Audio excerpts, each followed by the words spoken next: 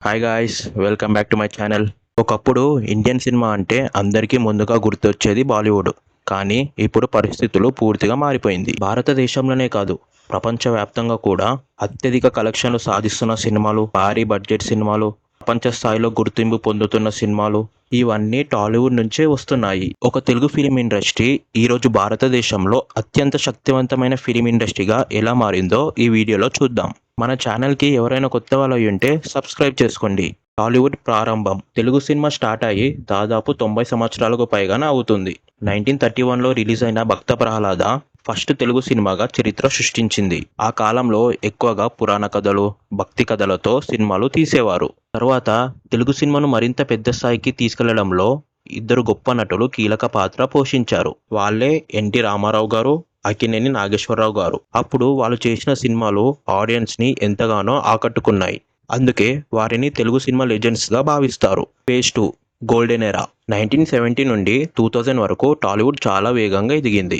ఆ కాలంలో దర్శకుడు కె విశ్వనాథ్ గారు అద్భుతమైన కథలతో తెలుగు సినిమాకు ప్రత్యేక గుర్తింపు తీసుకొచ్చారు. అదే సమయంలో చిరంజీవి గారు, వెంకటేష్ గారు, నాగార్జున గారు, బాలకృష్ణ గారు సినిమాలకు కొత్త ఊపుని తీసుకొచ్చారు. వాళ్ళ డ్యాన్స్, ఫైట్ స్టైల్స్తో ఆడియన్స్ని బాగా ఆకట్టుకున్నారు. ఆ తర్వాత పవన్ కళ్యాణ్ గారు, మహేష్ బాబు గారు, అల్లు అర్జున్ గారు, ప్రభాస్ గారు, జూనియర్ ఎన్టీఆర్ గారు, రామ్ చరణ్ గారు వంటి స్టార్ హీరోలు వరుస విజయాలతో టాలీవుడ్ని మరింత పెద్ద స్థాయికి తీసుకెళ్లారు. వీళ్ళ పర్ఫార్మెన్స్తో యువతను బాగా ఆకట్టుకున్నారు. అలాగే విదేశాలలో ఉండే తెలుగు ఆడియన్స్ సంఖ్య కూడా పెరిగింది. దీంతో తెలుగు సినిమాలకు అమెరికా, ఆస్ట్రేలియా వంటి దేశాలలో కూడా మంచి మార్కెట్ ఏర్పడింది. Phase 3 Tollywood game changer. 2015 వరకు తెలుగు సినిమాలు ఎక్కువగా తెలుగు ఆడియన్స్ వరకే పరిమితం అయ్యేవి. కానీ ఒక సినిమా టాలీవుడ్ చరిత్రనే మార్చేసింది. అదే బాహుబలి. దర్శకుడు ఎస్ఎస్ రాజమౌళి గారు తీసిన ఈ సినిమా టాలీవుడ్ సినిమాను మరో స్థాయికి తీసుకెళ్లింది.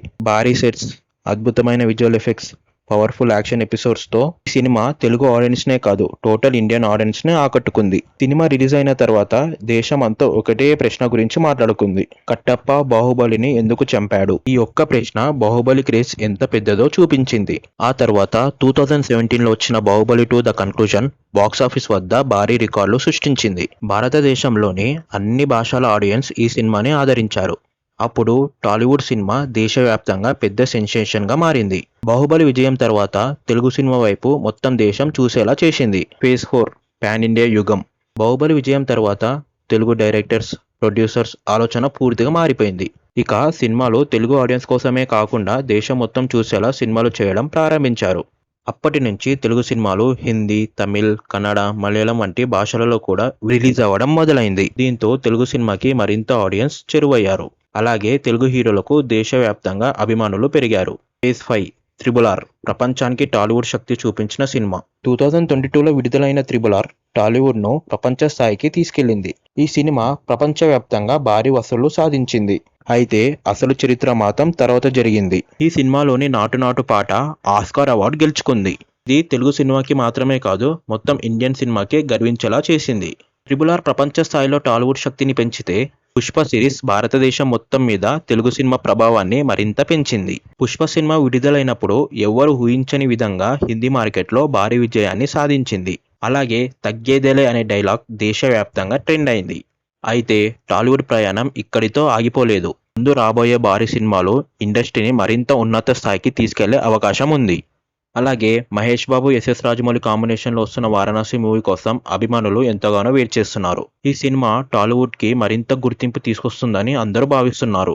అలాగే ప్రభాస్, సందీప్ రెడ్డి వంగ కాంబోలో వస్తున్న స్పిరిట్ మూవీ, ఎన్టీఆర్, ప్రశాంత్ నీల్ కాంబినేషన్లో వస్తున్న డ్రాగన్ మూవీ, అల్లు అర్జున్, అట్లీ కాంబినేషన్లో వస్తున్న రాక మూవీ, రామ్ చరణ్, సుకుమార్ నటిస్తున్న RC-17 ఈ సినిమాలతో టాలీవుడ్ స్థాయి మరింత పెరగడం ఖాయం. మీ అందరికీ వీడియో ఎలా అనిపించిందో కింద కమెంట్ చేయండి.